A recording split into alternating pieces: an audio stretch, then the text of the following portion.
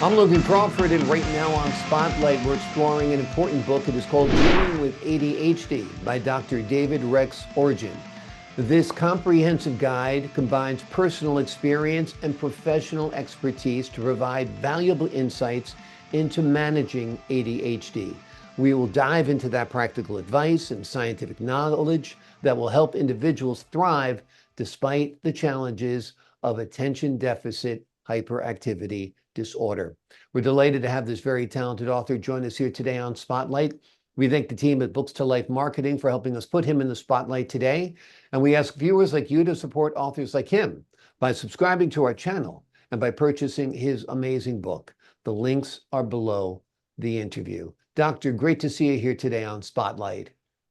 Thanks for having me, sir. ADHD seems to be such a pervasive problem these days. Why do you think so many young people and even adults receive that diagnosis? Well, according to statistics, there are a couple of factors that happens when either you're born through a near brain injury, and some are related to more of what we will call genetics. And it is very clear that study has proven that between the ages from 3 to 17 years, most boys are easily identified. Boys, because boys are not easy to handle. They can easily get by and demonstrate how they can handle situations. Unfortunately, when after the adulthood, that's when most women are also being seen. However, this is a syndrome that can affect both male and female. Yeah. And it manifests itself in a lack of focus. How else does it manifest itself? Well, to identify the symptoms, for instance, it would show in an individual who can struggle to focus, lack of attention. You can't sit still. You have behavioral problems, and you cannot retain things. Academically, can affect you. So the only thing that more than likely can help you is have a routine in an organized setting that getting attention one-on-one that helps you to be able to refocus and reinforce on the things that you are not able to do. Exactly. And it affects your life in school, your life at work, and your life at home when you have That's those distractions constantly. Why correct. did you decide to write this book? Well, having worked in this field, when I say this field, I am a healthcare practitioner, have been in this field for over 20 years.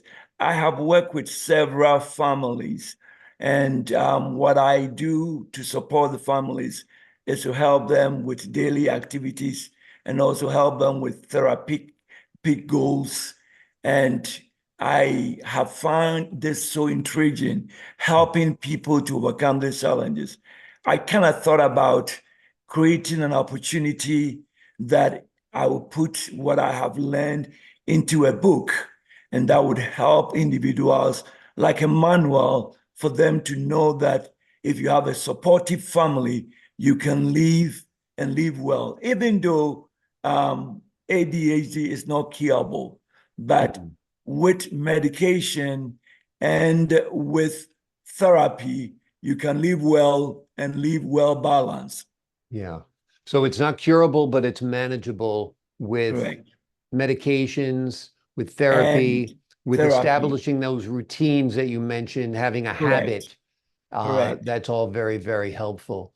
Correct. What in the book, you have a lot of personal anecdotes that help readers relate and understand ADHD better. Tell us about some of those.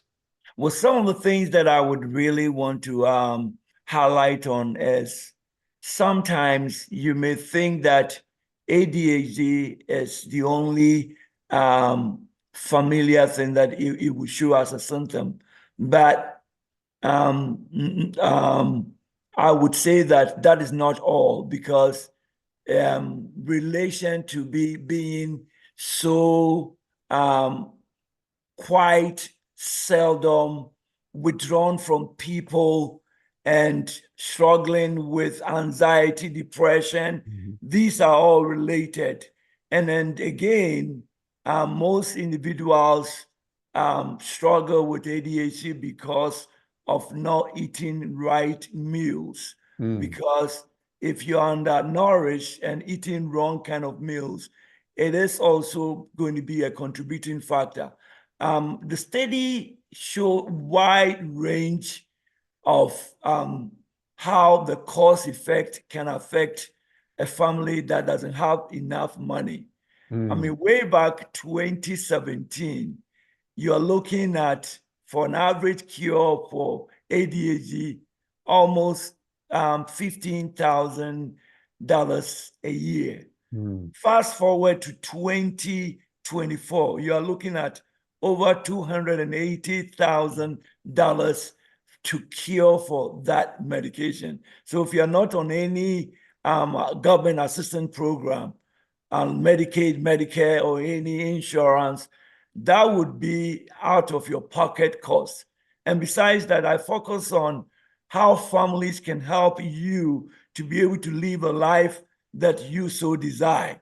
Unfortunately, most people are left alone to be on their own, paddle your own canoe.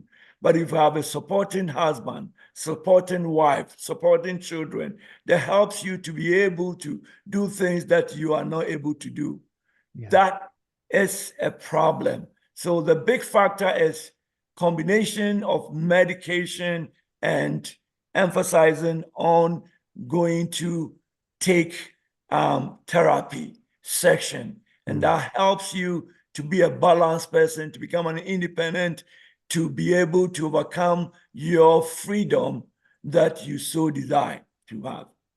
I find it very interesting that nutrition plays a role. So if you're on a high sugar, high starch, high refined carbohydrate diet, I imagine that's fueling your energy and your lack of focus, right? That is so true. It's so true. I mean, I remember growing up as a child, my parent had always mentioned, don't take a lot of sugar because you become so hyper. And I've seen this as a grown up when young people are introduced to sodas and they get glued to it. It is hard to take that out of them. And it also redirect the attention to begin to do things that is unthinkable. Yeah, absolutely. The sugar gives you a rush. Sometimes that sugar is coupled with caffeine, like you have in So true. Coca-Cola and Pepsi and so forth. So that's a real bad combination. Sports drinks are loaded with sugar. So That's you're so looking true. for basically an anti-inflammatory diet, something that'll calm you Yes, down a little bit, as yes, opposed to boost you up because you're already boosted. How right. do you distinguish someone who is just a wild boy versus somebody who has ADHD? You know, some people would say, well, it's just him being a young man, it's just him being a child. What's the difference? Well, the difference would be, and naturally, you would think that anyone who is out there aggressive, doing things, taking delight in sport, jumping here and there, might have a radar to be considered as ADHD. Come to think of it, that's not the case. There are triggers that makes individuals with ADHD behave differently than that. One, if you find in a young kid or even an adult that cannot sit still, fidget with everything that they have, as if anything that they're holding is like a toy to them. And once they play with it, unfortunately, the result will be either disastrous by messing up that thing that they are holding, and they cannot fix the puzzle. That is a struggle with ADHD. also, most of ADHD are very impatient. They cannot tolerate to wait until their time.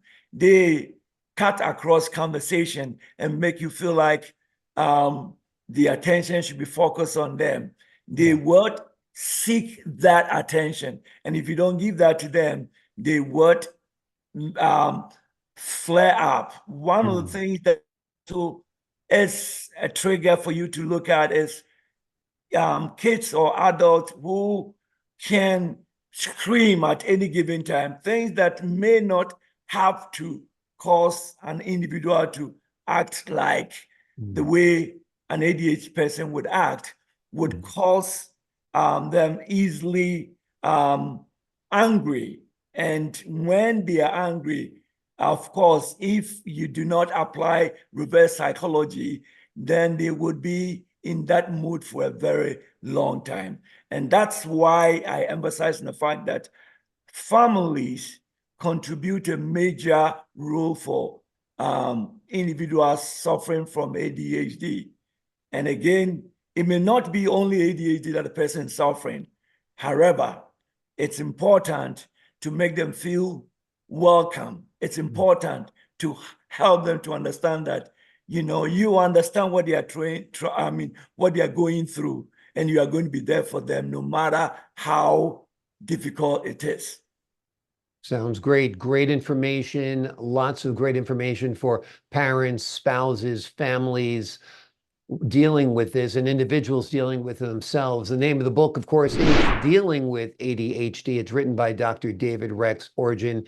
It is a comprehensive guide that gives you personal experience from the doctor as well as his professional expertise, and it provides invaluable insights into managing attention deficit hyperactivity disorder. It's an important book for anyone who knows anyone who has this disorder. Doctor, thank you so much for joining us here today on Spotlight. It's my pleasure having me here. Thank you again. I appreciate your time. And to the folks at home, I'm Logan Crawford, thanking you for your time, this time until next time on Spotlight.